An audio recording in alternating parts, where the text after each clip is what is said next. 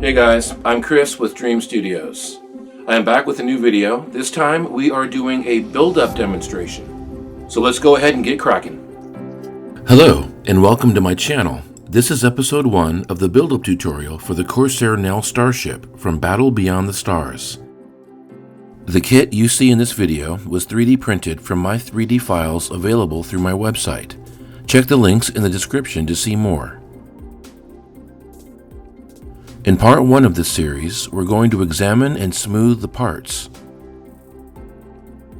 We begin assembly and base painting, and also learn how to create an adjustable, inexpensive display base, and we also install lighting effects. By the end of this video, the hulls are fully connected and we're ready for weathering. In part 2, we'll finish detail painting and weathering this model, using a variety of techniques, from airbrush and masking tricks to using pastel powders on the finish coat. Let's go ahead and get started. Alright guys, let's go ahead and do this. This is going to be the Corsair NELL Battle Beyond the Stars build-up. This was actually printed by me on my smaller printer, the Jupiter, so I had to scale this down to 80%. So what you're seeing here for this build-up is an 80% from default scaled NELL. I think it's big enough to demonstrate, but I would recommend that you guys go ahead and stick with default scale if you have a large enough printer, and these bodies, the hulls, can be printed on a filament printer, and the smaller parts very easily on even a small resin printer. So let's run down the parts. We have the front hull. I've got 3 keys here that key into the back hull, 3 keys that mate. The interior is 3 parts, the cabin, the NELL AI, and the canopy. Again, these are printed at 80% scale. Let me show you real quick what a default scale cockpit looks like. Then moving on, we have these 3 optional engine inserts. Probably won't be using these on this build, but I'll explain why I've got these as an option. And then we have left nacelle, right nacelle. Alright, that's our rundown of our parts. What I'm going to do is prep these parts with a high fill primer. These are pretty nice. They're not exactly glassy smooth. I'm kind of going for a super nice smooth. So I'm going to give these guys each a coat of high fill primer to start them off. The fastest and most economical way to smooth your 3D prints, right here, Duplicolor filler primer. This is the red oxide version. This is my favorite. So I'm going to give all these parts 2 coats, fairly aggressive coats, because we're looking to fill in any kind of print imperfections, any kind of faceting from the 3D mesh. And don't go on too thick all at once. Like right there, I'm going to stop on the top. Just a little bit here on this side. But you will see this start to fill in some of those imperfections, some of that tessellation. And we're going to let that dry for about an hour. Then we'll come back and hit it one more time. And then we'll do a little scuff sanding. And hopefully that'll be it for these parts.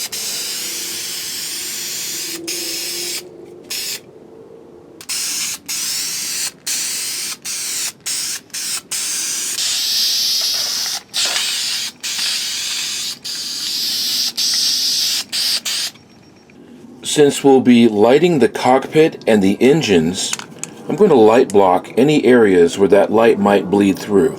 So to do that, I'm using my favorite light block paint, Tulip Color Shot. This is a fabric paint, available at any Joann Fabrics.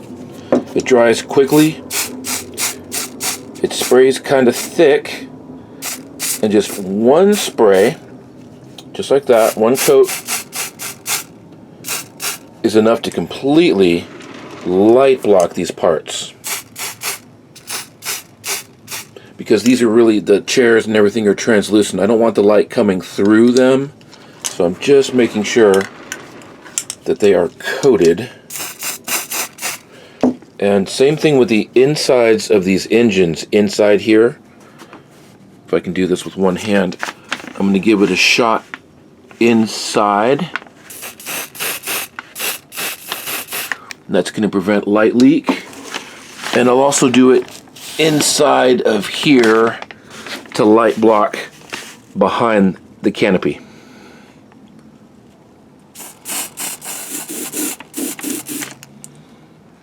I have a few coats of primer on this, the high fill primer. Smoothed it out pretty good. I'm still going to go in here and smooth out a little bit more until I get rid of a little bit of tessellation I've got here on this arm. So what I'm using is a medium grit sanding sponge. Because this model is so organic, this sponge is the best tool to use because it'll wrap around these curves. And then when I'm happy with that, I can come in here and polish it with a finer grit sanding sponge. Okay, so I'll give this a nice polish, spend about 10-15 minutes getting these guys smoothed up. Get a little bit of Bondo into the drain holes.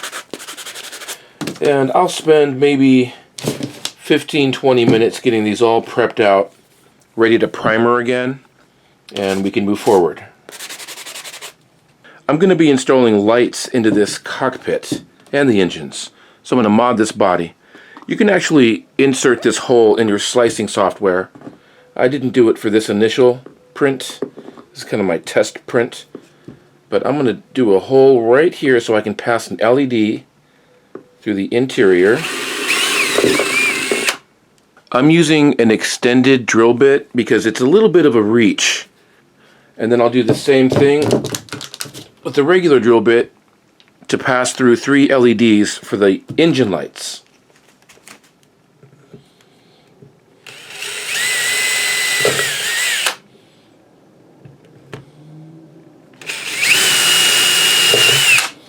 These 3 holes for the engines just need to be barely big enough to pass 2 wires through.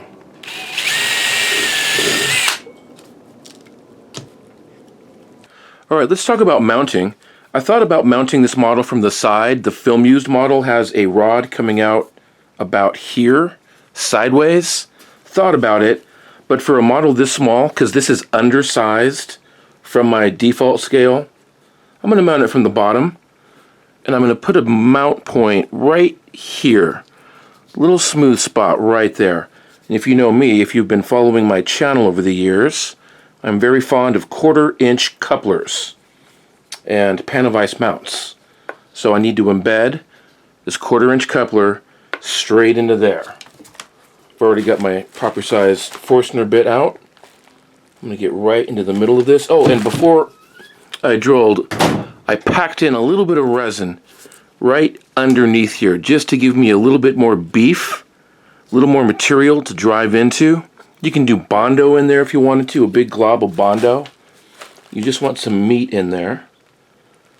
Okay, here we go. We are installing our 1/4 inch coupler mount.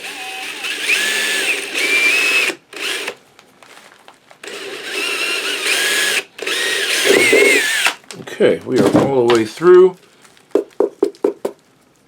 I may need to widen that just a little bit with the Dremel. Okay, that 1/4 inch coupler is in place. You can see it's embedded through a lot of good meat there. This is my little mini Panavice mount. And this will flush mount just like that. Alright, let's go ahead and make a quick base, and then we'll return to this model and wire in some electronics. For the base, I have a cut down piece of fence board, a cut down piece of 2x4, one of these really inexpensive Panavice mounts. These are about, oh gosh, I think it's like $9 for 4 or 5 of these on Amazon. Really useful. To see how I did this, you can actually follow these same steps in my Probe Droid dispatch pod tutorial from a few months ago. I used the same stuff. Same mount, everything.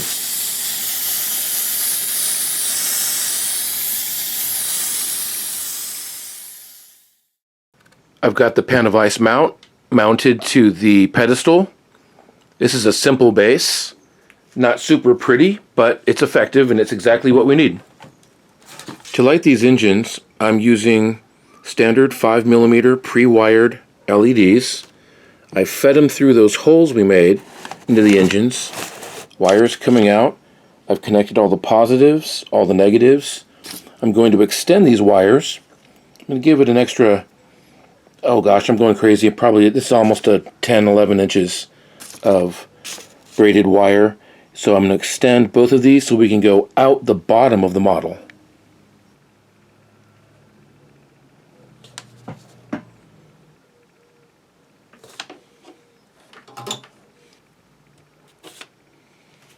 Now with that extension, I've got plenty of wiggle room to set those LEDs in place. Plenty of extension. Let's go ahead and wire up the cockpit.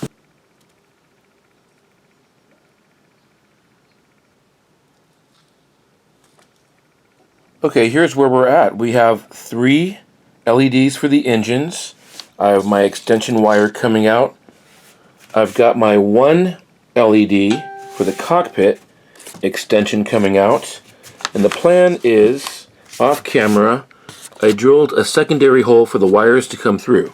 So, before I seal this up, I'm going to connect these wires and bring them on through that access hole. But I'm thinking, the further I get onto this, the more I want to seal up that cockpit. So I think I'm going to bust out my cockpit parts, pre-paint them, pre-paint this area somewhat close to what that final orange will be for NELL, and button up that cockpit before I seal the 2 halves. While I'm at it, I think I may also pre-paint the engines and seal these LEDs in place. We're going to get this party started with a tan color. This is a base coat on the NELL piece here, the AI dome. The inside of this canopy.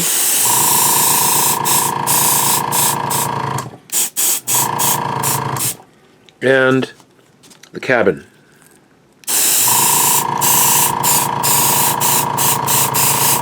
So this is pretty tiny. Again, I printed this whole thing at 80%, so it's pretty small. You can print larger if you want.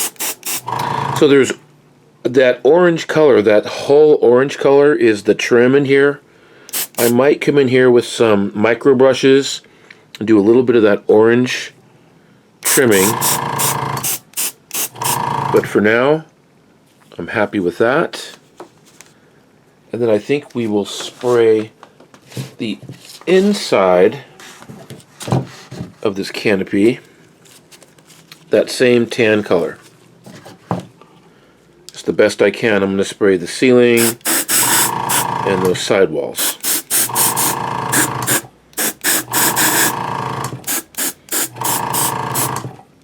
I'm not really sure where to start with this muted down orange color. I think there's not going to be any recipe other than just mix paint until you feel like it's right. This is orange, white, a little bit of brown, and a little bit of that tan color I just sprayed on the cabin. So I ended up with kind of like this muted, not quite mustardy, warmer than mustard, a little bit of brown. Let's see how this looks.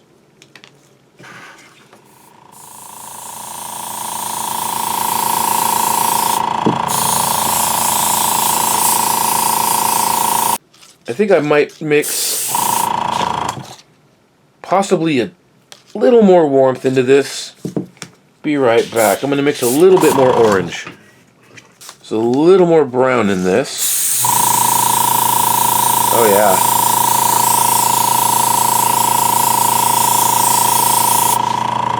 Not bad. Really good start.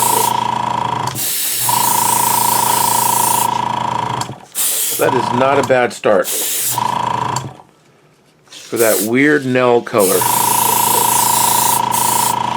So back here in the engines, I'm going to go ahead and saturate this whole thing.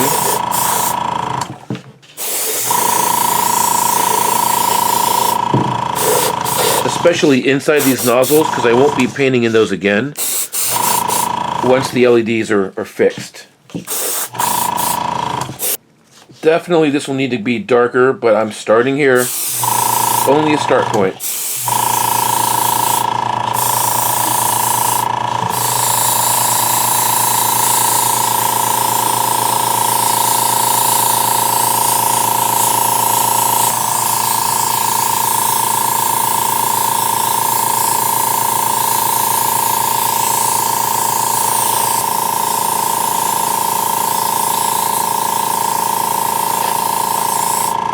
Okay, so I've got this canopy painted. I've got some brown hues, some orange hues, some tan.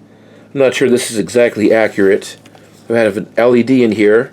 As you can see, this is extremely bright. I think backlighting these chairs and that column is going to look really cool. So I think I might throw a piece of diffuse in here just to knock back that light a tiny bit. And I'm going to secure it in place right into that pocket. Here's the finished cockpit. I haven't glued down the cabin yet. I think I might wait till I'm fully finished, ready to button this up. There's the NELL interface in there. But yeah, really happy with that. Couldn't be more pleased, especially with all this backlighting silhouette stuff going on. Very nice.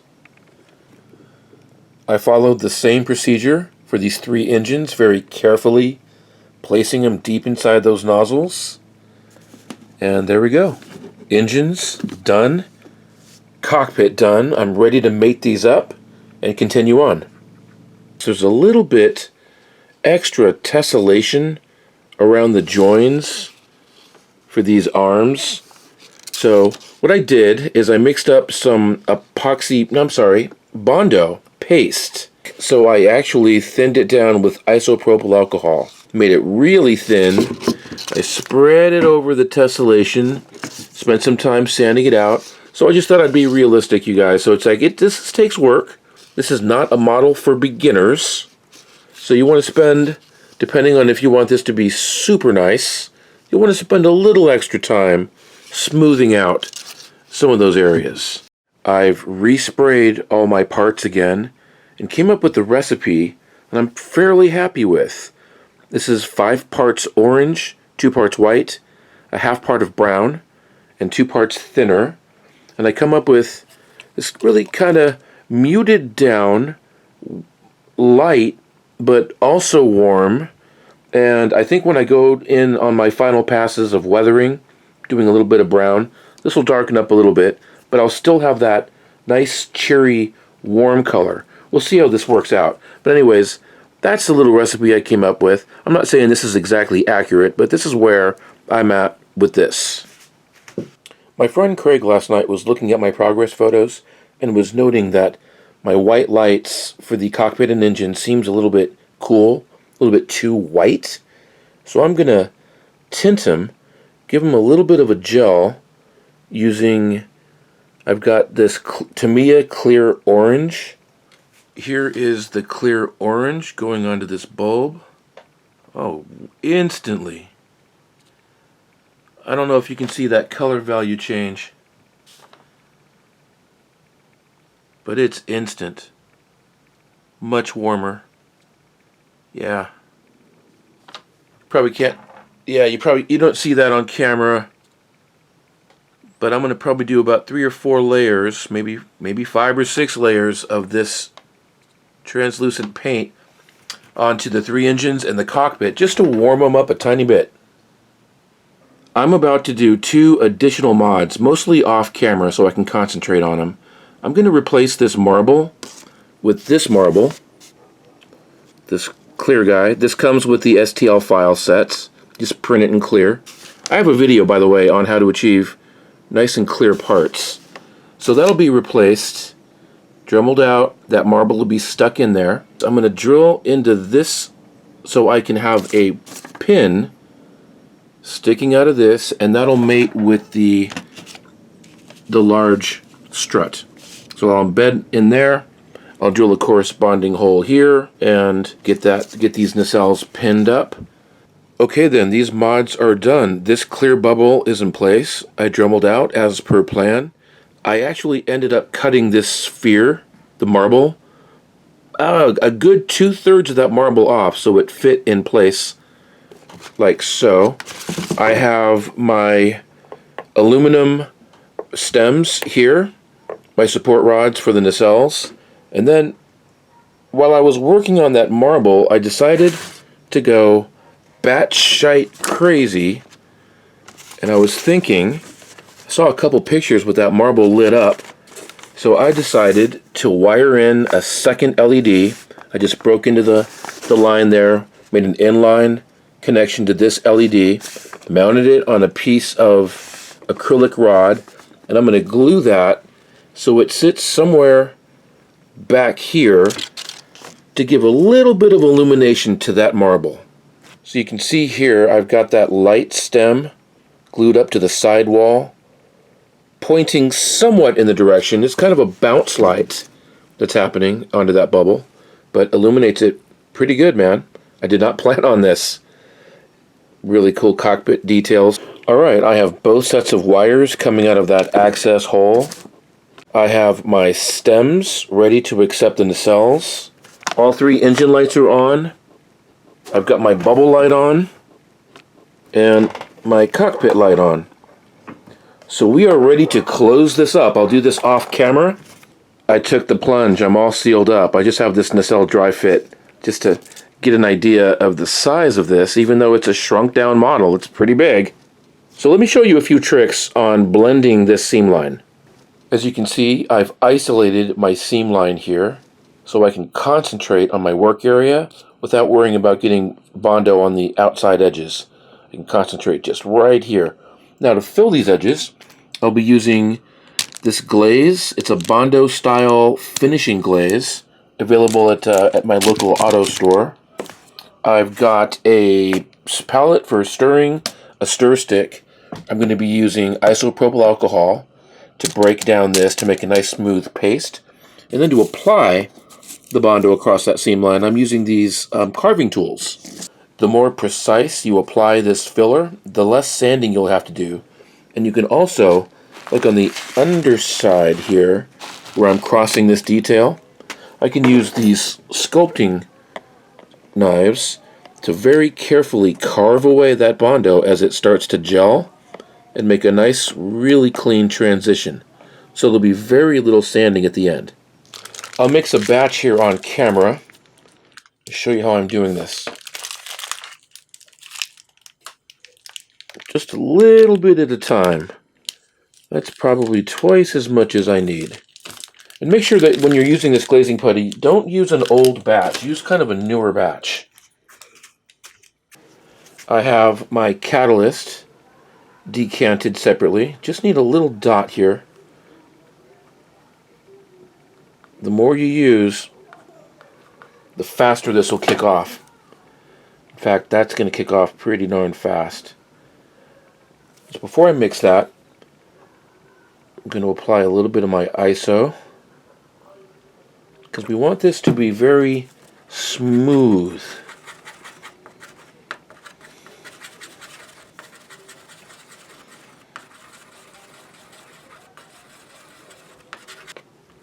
Okay, I'm just going to bridge this gap.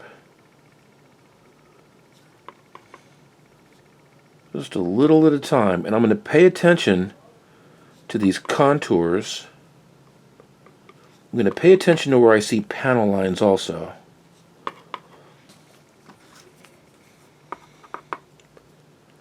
I'll also be able to, when this is still very green, I'll be able to get some sandpaper and very carefully start sanding this surface flush.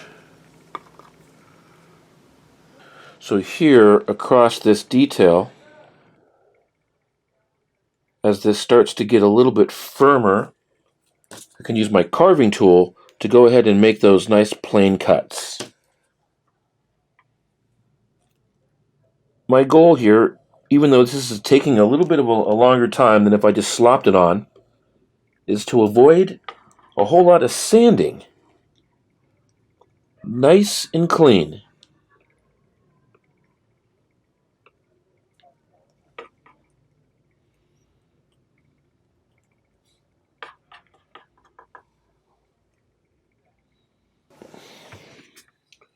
So it's only been about a minute and a half since I applied that. I'm already at the gel stage. So I can come here and start carving a little bit.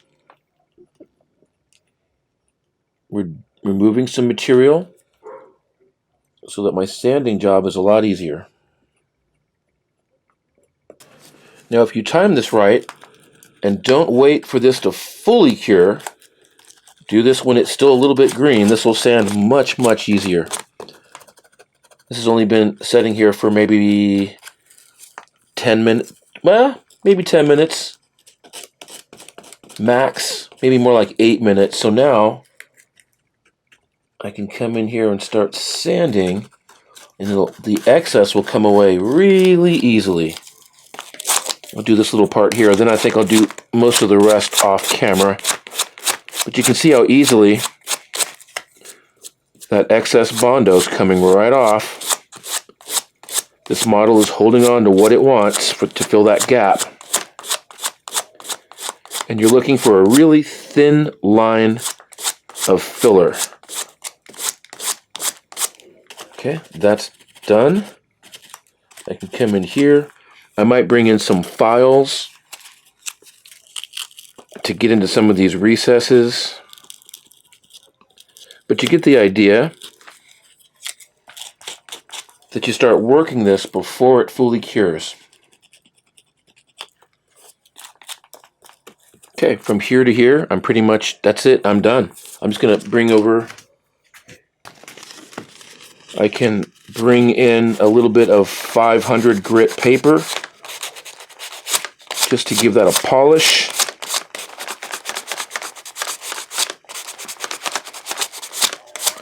And that piece right there is finished. Alright, so just continue all around your waistline. That was all done just in one session.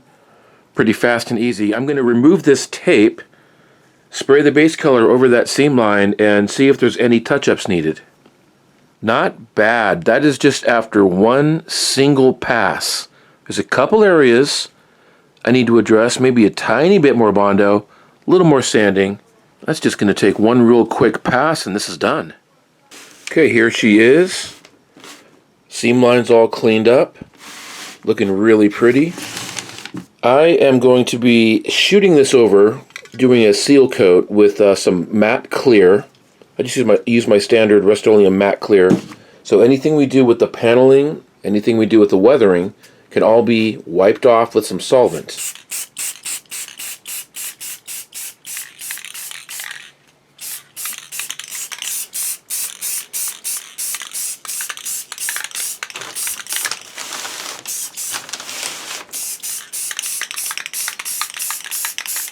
I'm actually going to be doing some weathering and paneling before I attach on the nacelles.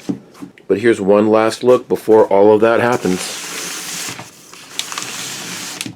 This concludes episode 1 of this build-up tutorial. Don't miss episode 2, where we pick back up with detail painting and applying several layers of weathering through masking and airbrush techniques. I put tons of detail into the weathering phase. The detail is finished with pigmented powders, and the museum quality replica is fully mounted and presented. Thanks for watching this video. If you enjoyed this content, be sure to hit subscribe, feel free to leave a comment, and I'll see you in the next video.